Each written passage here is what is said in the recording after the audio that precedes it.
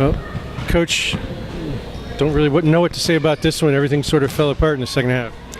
Yeah, it comes down to effort, and I typically don't throw our guys under the bus, but when you don't play hard and you don't commit and you don't do what I ask, you lose. That's just the bottom line. I'm drawing up plays how to beat the 3-2 zone 20 times. And I told him, I just got done telling him, and like I said, it's gut check time because I shouldn't have to explain something 20 times. I can't play the game. I could. I do everything else, but I can't play the game. They have to do what I say, and if they don't, they have to raise their hands and say that they can't do it and get out of the game. Yeah, it was the Brandon Davis show. I just heard down there that he had 48 points, which is a league record. That layup he made in the last 2 seconds uncontested, he would have tied the record, but 46 by Chris Watson of our team, and that academic layup at the end broke the record. So that's kind of another disheartening thing, but that's just the way it goes. Yeah, it is, and it's frustrating that they scored enough. You want to see a little bit more class on that, but I guess we don't have any. There's no love lost between us and anybody, especially Tampa.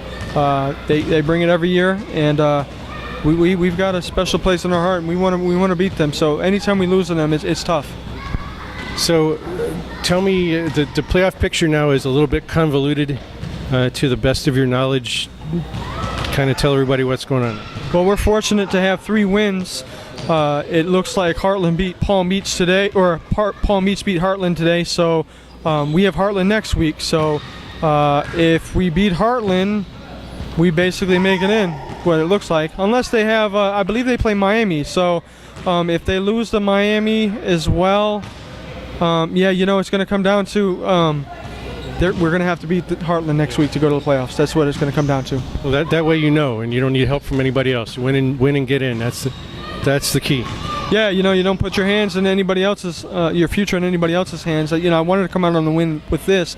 We win today, it's a done deal. Nobody catches us, especially if Heartland loses to Miami. But now, whatever happens with Heartland, regardless, we're going to play them next. And at the end of the season, it's going to be whoever wants to go to the playoffs goes to the playoffs.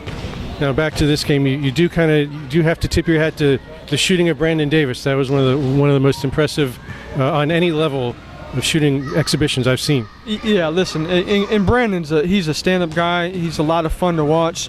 He chats it up. He doesn't talk too much trash, but he has a good time, and he got going. Much props to him. Much props to the Tampa Bay Rebels. They always put together a good team, and that's one of the frustrations for us. We have the same guys coming back over and over again, so you would think we'd figure things out. But Tampa Bay's a class act. They brought it today. Brandon Davis put them on their back, and he said, "Hey, you're not winning today." And what do you do? Well, it was tough sledding without Jonathan Adamson and Chris Watson as well. Yeah, and that's been the story all year. We've been shorthanded every single game. We have 2 starters out this week. We had 2 to 3 starters out last weekend for the road trips, which were tough. So, and then we didn't really have good practices this week. So it comes down to, it's like I told the guys, you don't want to win. Don't tell me otherwise because your actions say otherwise. I asked them, what do your daily actions say about the pursuit of your dreams? Listen, nobody's going overseas off a game film like this. So, and that's just a hard reality. So unless they want to win and want to get it together, it's going to be the same story for us.